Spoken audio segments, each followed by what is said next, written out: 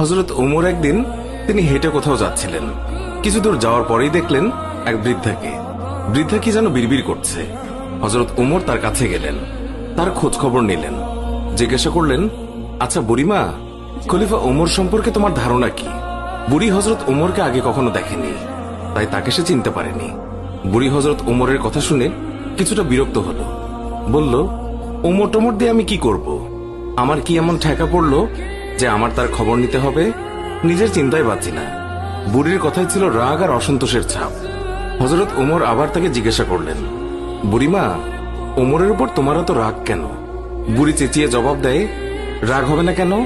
এই যে সে খলিফা হয়েছে, তো আমায় কি একটা পয়সাও দিয়েছে? নাকি কোনোদিন আমার খোঁজ খবর নিয়েছে যে আমি কি হালতে আছি? ও মানুষ না। হযরত ওমর বুড়ির কথা শুনে বড়ই চিন্তিত হলেন।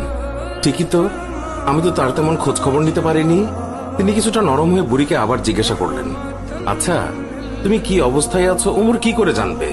তুমি গিয়ে ওমরকে সব জানিয়ে আসলেই তো পারতে। বুড়ি জবাব দেয়, কেন? আমি জানাতে যাব কেন?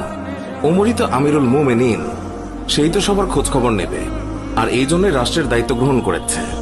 রুক্ষ ভাষায় বৃদ্ধা জবাব দিল। হযরত ওমর শান্তভাবে আবারও বললেন, আচ্ছা, ওমর খলিফা হওয়ার পর তুমি যে কষ্ট পেয়েছ, সেই কষ্টের বিনিময়ে তুমি কত টাকা পেলে ওমরকে মাফ করে দেবে? বৃদ্ধার সাথে এইসব কথা চলছে। এমন সময় হযরত আলী এবং আব্দুল্লাহ ইবনে মাসউদ রাদিয়াল্লাহু তাআলা আনহু তারা এসে হাজির হলেন। তারা হয়তো কোথাও যাচ্ছিলেন। এসে সালাম দিলেন, আসসালামু আলাইকুম ইয়া আমিরুল মুমিনিন। আগন্তুক দুই ব্যক্তির মুখে আমিরুল মুমিনিন শব্দ শুনে বৃদ্ধা তাজ্জব হয়ে গেল। সে ভয়ে কাঁপতে লাগলো আর ভাবতে লাগলো যে ওমরের সামনে তাকে এত গালমন্দ করেছে। দারুণ অনুতপ্ত হলো বুড়ি।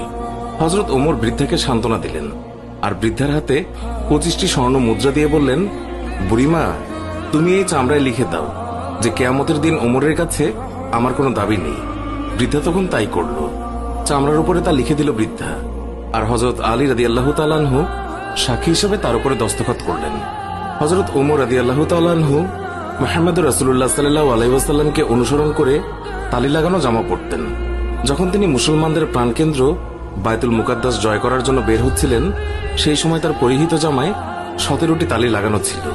যখন তিনি তালিযুক্ত জামা পরিহিত অবস্থায় জেরুজালেমের উদ্দেশ্যে রওনা হয়েছিলেন, সাহাবাদের মধ্যে থেকে কেউ একজন হযরত আলী রাদিয়াল্লাহু তাআলা আনহুকে বললেন, ইয়া আলী, হযরত ওমর রাদিয়াল্লাহু তাআলা আনহুকে বলুন অন্তত আজকের দিনে তালিযুক্ত কাপড় খুলে একটু ভালো কাপড় পরিধান করার জন্য, কারণ তিনি ইহুদি খ্রিস্টানদের দেশে যাচ্ছেন।